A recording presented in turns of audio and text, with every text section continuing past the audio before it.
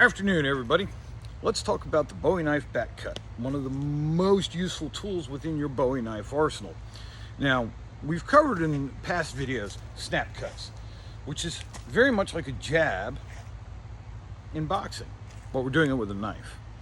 And with a heavy weighted blade like a Bowie, just the inertia from this motion will split whatever you're hitting straight down to the bone, if not go through the bone, as you've seen in some of my past test cutting videos with meat. So what is a back cut with a Bowie knife? Put simply, it's cutting with the back edge of the knife.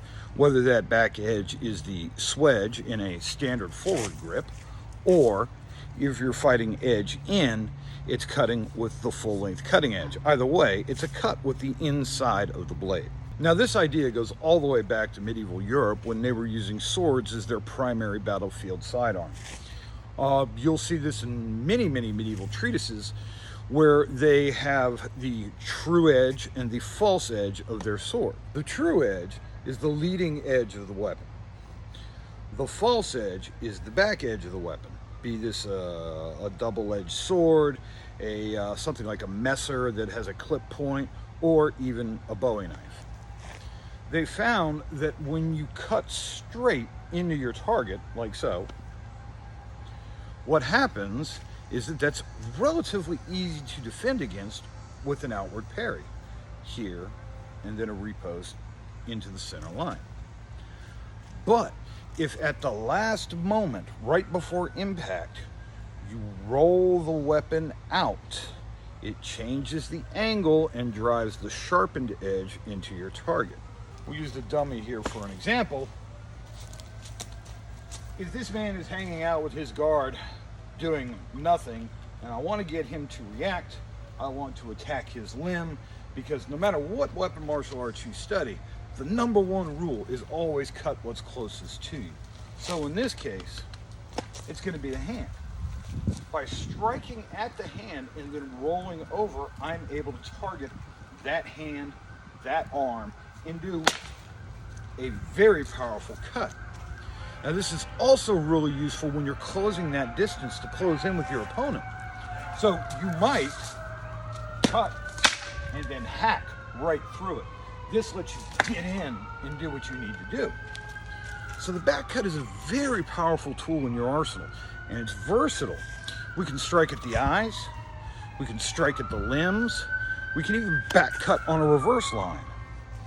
And when you look at things like that, from those reverse line cuts, from a low position, you can back cut and feed right into a thrust. As I always point out, the Bowie knife, although we tend to think of it as a slashing weapon, it's really not. The Bowie knife is a thrusting weapon, primarily. The edges allow us to open those lines and do damage with the Bowie knife while we are going into our target.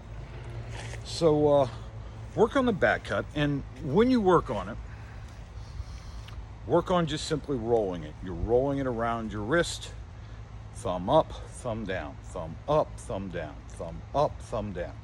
Then cut, cut, cut, cut, back cut, forehand cut, back cut, forehand cut, back cut, forehand cut.